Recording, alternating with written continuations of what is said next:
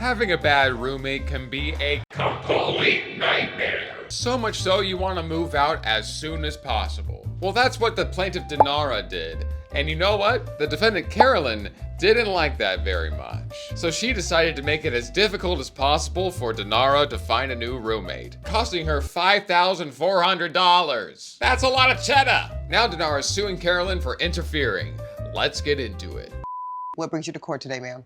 So I'm here today seeking $5,400, as you mentioned, because I believe that my former roommate and former friend here interfered with my ability to have somebody take over my lease, causing me to spend 3 months of rent in a space that I didn't live in. Okay, let me get you in here, Miss Eames. You lived with this plaintiff for how long? We lived together for about 7 months before she decided to let me know a week in advance that she was moving. Okay, and how did you take that? I definitely felt very rushed. I mean, I know that I might not have a big fancy job, but I am an art director, and so I do also have a pretty demanding work schedule. And I definitely felt like I wasn't given enough notice and I wasn't being considered when it came to her finding that replacement, for her scheduling those tours. I just really felt like it was something that I mean, if I'm following the lease, I don't understand.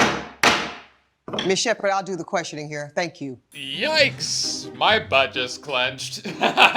Listen, I completely agree with that. I think a week before moving out is not enough notice. I think the considerate thing to do would be to let your roommate know about a month in advance. But I'm actually curious about what the plaintiff was saying about, oh, well, if I was following the lease before she got, hammered down on by the judge.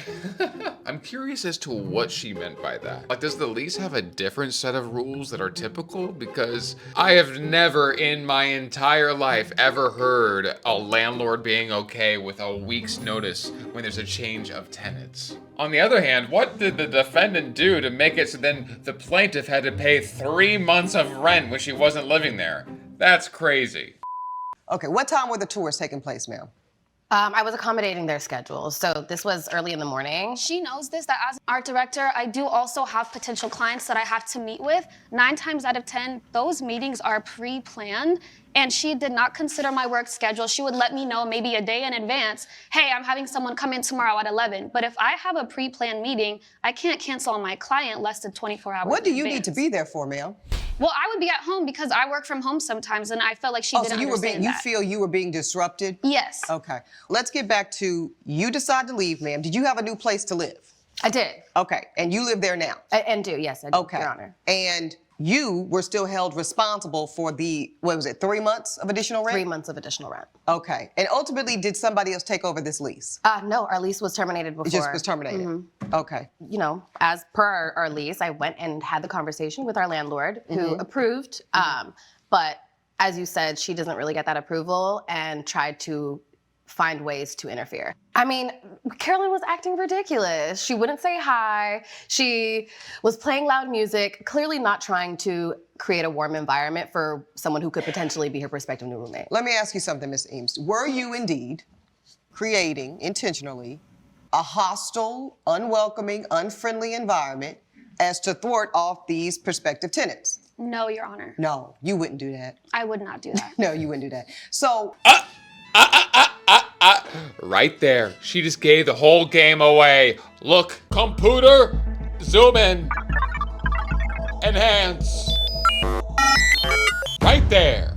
The defendant is smirking. You know that she was doing that on purpose. Listen, there's a reason the plaintiff was moving out. I have a theory. I think that the defendant was very difficult to live with. Otherwise, why move out of a good situation? It seems to me that the plaintiff just did not want to have a conversation with the defendant.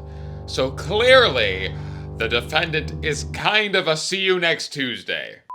And if you don't believe me, I have my see you next Tuesday detector right here. Ready?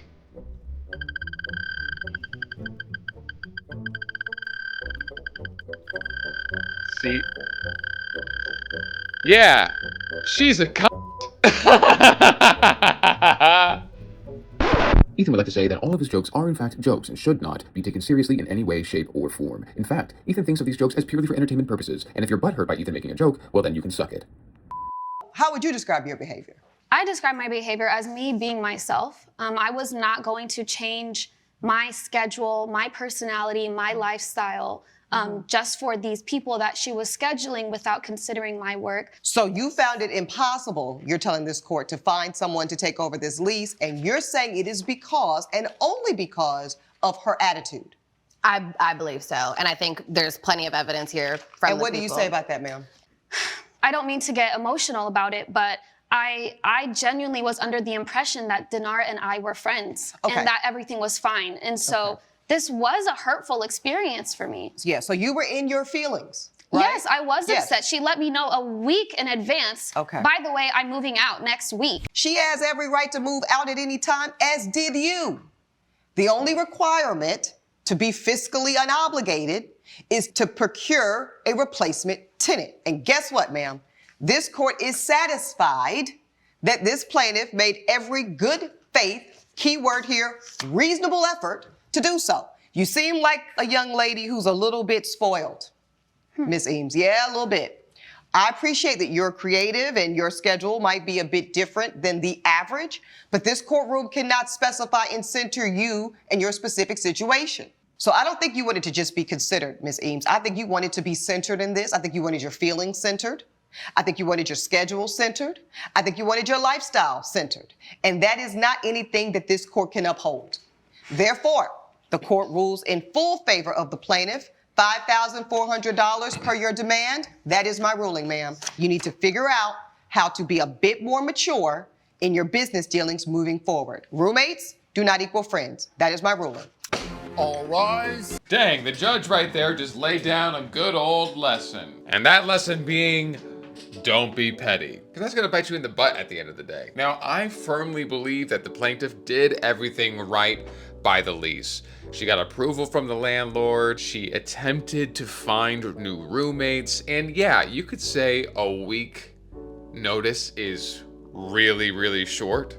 Because it is. I think the considerate thing to do would be to do it in 30 days, but she did go by the rules of the lease, by the guidelines of it. So she fit in those parameters, and therefore, that's why she won the case, and I completely agree with that. What would you have done if you were in the defendant's shoes? Would you have been petty and then acted a fool when these new potential roommates were coming in? Or would you have worked alongside your former roommate to try and find a new one so then you had less stress? I mean, do you really believe that she had work obligations that were in the way of these new roommates seeing the apartment? Maybe it's just me, but I think it doesn't take that long to look at a new place. And also doesn't take that long just to introduce yourself to a new roommate. And it's not like you had a meeting the entire day. Like maybe you could have worked with the plaintiff in order to schedule out the appointments with these new roommates. I don't know. There's a lot that she could have done. But what do you guys think about this? What do you guys think about the judgment? Do you think it was too much, too little, or just right? I would love to know your thoughts. Let me know. Love ya. Any final thoughts? I do just feel betrayed. But Any final thoughts? I think Judge Williams did exactly what she needed to do and figured out the issue exactly as she needed to. Okay, judges made a Proper ruling. ruling. Please grab your belongings. Follow me. Do you guys enjoy watching my videos? Then consider liking and subscribing. Because you know what? It really helps me out. And in this economy, I need all the help I can get. And if you're already subscribing, consider becoming a member, where you get to see all of my videos before anyone else, as well as some exclusive videos only for members. I also would love to thank you guys. Without you guys, I would not be able to do this, and I am having so much fun. I feel like the people that watch my videos are the best people on earth. You guys are smart and intriguing, and low-key, some of you are funnier than me, which doesn't really sit right, but I will deal with it. I'll talk to my therapist about that. But in order to show my appreciation, I would love to feature you guys in my videos. So if you're feeling brave and downright fun, send me a hell no video. Hell no! Just send it to my email, edreacts@gmail.com. And then I'll be able to properly thank you and feature you in my videos. And side note, if you guys are interested in any other kinds of content, consider following me on all other socials. That's Instagram, TikTok, and YouTube at Ethan Daniel Corbett. I just post a lot of different stuff there. It's pretty fun. So that being said, you guys are the best, and I'm so thankful for you, and I appreciate you. Love ya. Hell no, no, With Edie reacts, we all do the Virgo anxiety dance together. Watching all the judges' clips with him makes so much sense. Hell no! What was that?